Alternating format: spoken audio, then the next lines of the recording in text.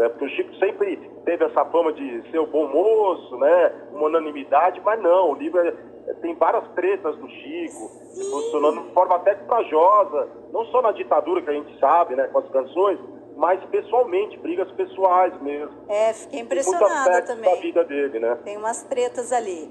Mas e beligerantes nas entrevistas, em que sentido de beligerantes? Assim, eu diria que não só nas entrevistas, mas de acontecimentos ao ao longo da vida, né? Com o próprio Milor Fernandes, ele teve uma briga, né? Que chegou só a quase anos dias de fato. Verdade. Com a própria Elis, né? E aí não foi tão pública assim, mas ele teve um embate com a Elis. Então é uma figura assim que me surpreendeu, porque o Caetano sempre teve essa veia polemista, né? Mas eu percebi que tem muito de Caetano no Chico também, eu diria isso, né? De um outro estilo, né? E totalmente diferente, mas tão contundente quanto. Sim, tem até um dos aspectos, tem lá, polêmicas, né? Exatamente, é o capítulo das polêmicas.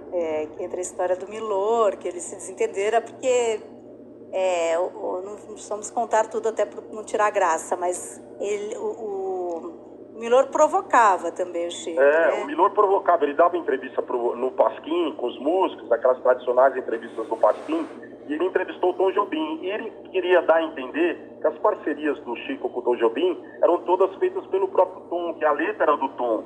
E ele ficava provocando, não, o Chico não seria capaz de fazer uma letra dessa. E o Tom Jobim não, ele é o Chico Buarque, né? E o Chico sentia essa provocação. E o Chico ficou muito puto com o Milor pelo posicionamento dele durante a ditadura. Ele achava que o Milor, na época da prisão do Pasquim, teve um comportamento um pouco, eu diria, não sei se a palavra é um pouco forte, mas um comportamento meio covarde.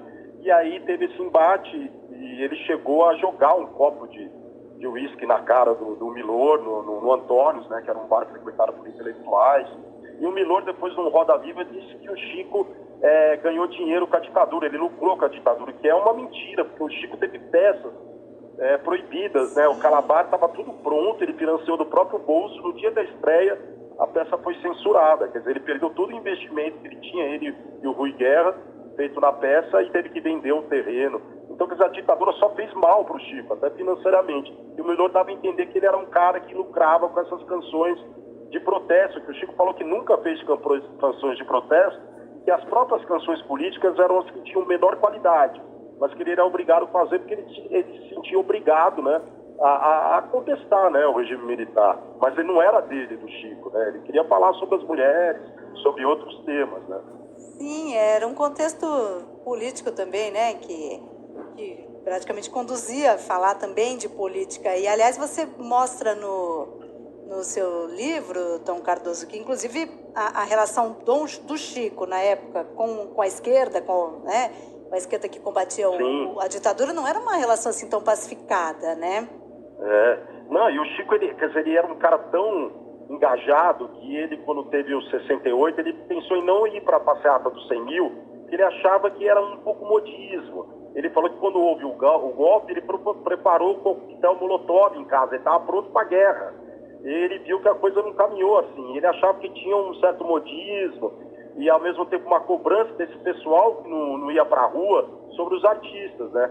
Então ele ficou muito desencantado, porque ele queria, e acho que até depois quando houve os governos de esquerda, ele achava que o próprio governo Lula, em algum momento, o governo Dilma, foi mais para a direita do que ele gostaria, entendeu?